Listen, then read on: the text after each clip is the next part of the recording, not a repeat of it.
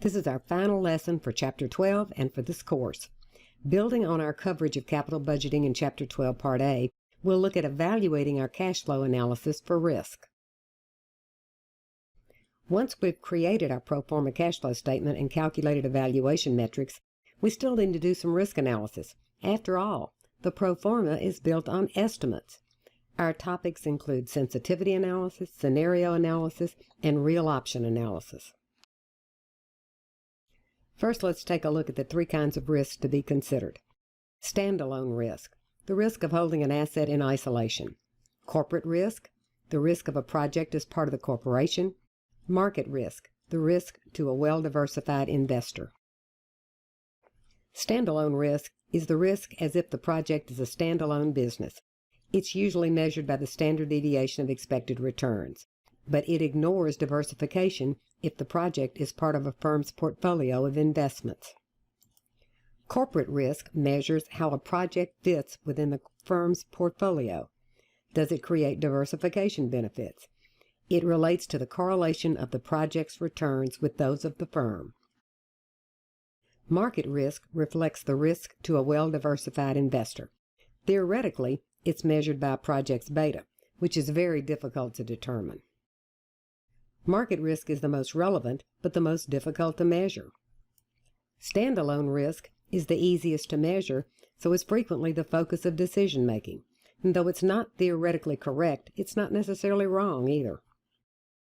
In truth, all three types of risk are quite frequently highly correlated, so focusing on standalone risk does not necessarily lead to poor decisions. The first method of risk analysis we'll look at is sensitivity analysis. It measures the effect of a change in one variable on the project's NPV. This table shows a sensitivity analysis on our proposed project. We're using the inflation-adjusted pro forma as the base case. We selected three variables to focus on: unit sales, salvage value, and cost of capital. For each variable, we hold all other variables constant and let the variable of interest change by plus or minus 10, 20, and 30% and recalculate NPV at each level. This example is posted as an Excel worksheet with this lesson. Graphing the data from the table, we can observe the units line, the red line, is the steepest and is upward sloping. That means that the relationship between units and NPV is direct. Units goes up, NPV goes up. The salvage value line is the flattest and upward sloping. Again, a direct relationship. The cost of capital line, the blue line, is downward sloping, indicating an indirect or inverse relationship with NPV. When the cost of capital, the discount rate, goes up, NPV goes down. The steepest line indicates which variable has the most impact on NPV. This indicates which variable should receive the closest attention in forecasting. Creating the table of changes is time-consuming. We can get the same result with less computation by calculating a sensitivity ratio for each variable. Note, this is not in your textbook. To find a sensitivity ratio, we need the percent change in NPV. We need the base NPV and the new NPV. The percent change in the variable of interest, base value of the variable and the new value. We already have the base values, and we can choose the percentage change for the variable, so all we need to calculate is one new NPV, and we can find the sensitivity ratio. If the sensitivity ratio is positive, the relationship is direct. If negative, the relationship is inverse. The largest absolute sensitivity ratio is the variable to focus on. For our project, let's let each of our variables of interest change by a negative 30%. These numbers come directly from the larger table.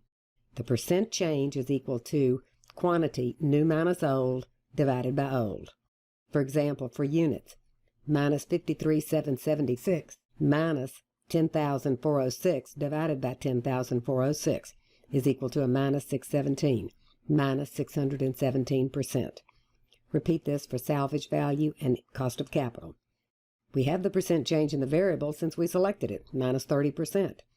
For units, then, the sensitivity ratio is a minus 617% divided by a minus 30%, equal 20.56. Again, repeat that for salvage and cost of capital.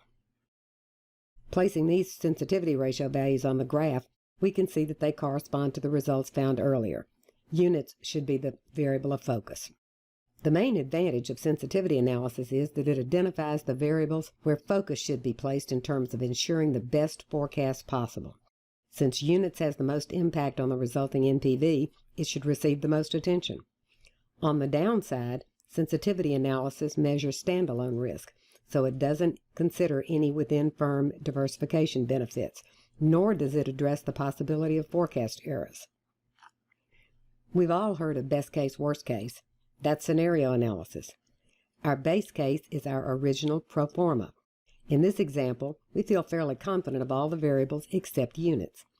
This table represents our analysis of the potential outcomes for units, their associated probabilities, and the resulting NPVs. All other factors shall remain constant, and the NPV under each scenario can be determined. Using that data, we can find the expected NPV as the weighted average of the three outcomes. We can also compute the standard deviation of the NPVs and the coefficient of variation. If this firm's average risk project has a CV between 125 and 175, then this project with a CV of 3.6 is riskier than the firm's typical project. Assuming a plus or minus 4% cost of capital risk adjustment, reevaluating this project at 14% cost of capital due to the high standalone risk, the NPV of the project is a negative 10.83. If it were a low-risk project, a 6% cost of capital would result in an NPV of 35.09. Assuming the plus 4% adjustment is considered appropriate, the project is a no-go again. Beyond pure numerical analysis, some purely subjective factors might deserve consideration. Potential for lawsuits could increase a project's risk. If the assets used by the project can be reused, redeployed, or easily sold, then that could reduce the project's risk. Our final topic is real options. Capital budgeting, as we've covered it so far, is basically static. The assumption is that if a project is accepted, it will be pursued exactly as defined, no changes made once it starts. The real world doesn't work that way. The potential to improve or even abandon a project can impact the NPV. Real option analysis allows us to investigate the impact of midstream changes. While the actual application of true real option analysis is beyond this course, we can take an overall look at what it involves. Real options involve anything that can be done before or during the project's life to reduce risk or improve profit. Abandonment, contraction, temporary suspension are all options to reduce risk.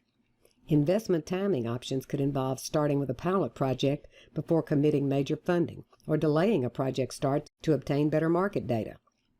Expansion options could involve adding new items, new products, new markets. Flexibility. Consider a BMW plant in South Carolina designed so that the production line can be easily shifted between sedans and SUVs.